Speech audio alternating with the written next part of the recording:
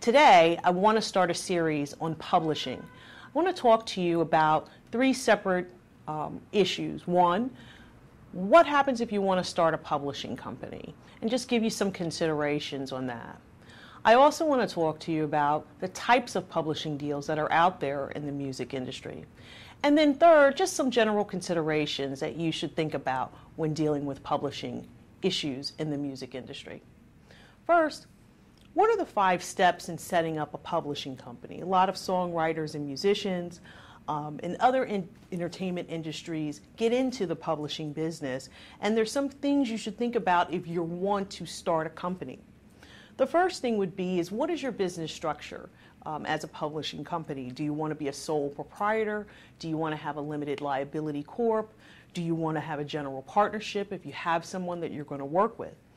If you're going to do that, and I suggest that you do, because there are considerations for you with regard to if someone is suing your company and protection for you liability-wise, that will enable you, of course, to get a federal tax ID number. And with that number, one of the steps that you will take is to open up your bank account so the money that you're going to be generating from opening this company can go there. Once you consider what your business structure is, another step, which of course at the same time when filing for your business structure, would be, what's the name of your company? Now, why do we mention that? Why do we say the name of your company is important? We say that because with publishing companies, there are a lot of publishing companies out there and a lot of publishing companies that are registered. So we would ask, we think that it's important for you to know that you should consider what the name of your company is going to be, because there's so many thousands of these companies out there already. Consider the fact that there's a publishing company for Babyface, and it's actually called ECAF, E-C-A-F. That's face spelled backwards. There's also one for Prince, the singer Prince, and it's ECNIRP, if I actually said it right, E-C-N-I-R-P, music. Now, with these companies, that's very distinct, so they'll be able to be recognized out of all the thousands that exist. So make sure you do some research on the names and try not to pick a name that's similar, because you want yours to stand out. And when we say that there are many names, well, where are those names registered? Where do they go? One of the next step that you would consider, I'm going to talk to you about when we come back. It was silly of me to think that you would be everything I needed you to be. It was silly of me to think that you would do everything I needed you to do. It was silly of me to think that you would love me the way I needed to be. It was foolish of me to think that you would be so silly for me. So silly for me.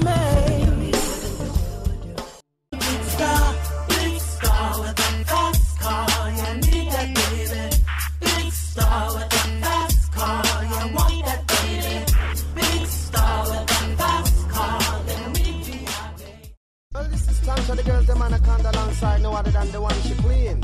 Who make the girls them mad when she walk on the scene. Well, tell them my queen. What them say now? Welcome back.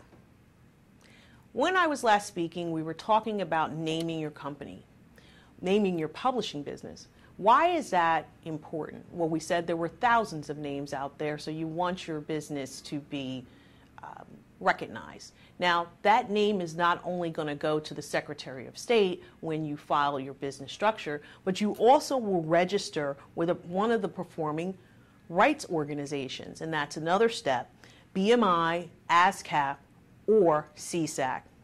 And you can only be an active member of one of these organizations, and there is a fee to join these organizations. So when you're registering your name with them, they have thousands of publishing companies that are registered with them, and that's another reason why you want your name to stand out.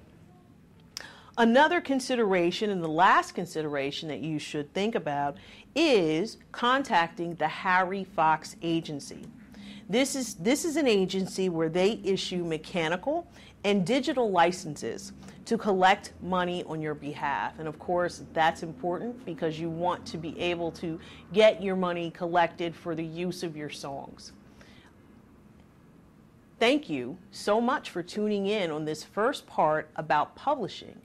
Tune in next time where we'll talk about publishing deals and some of the publishing deals that are out there. Thank you so much for joining us.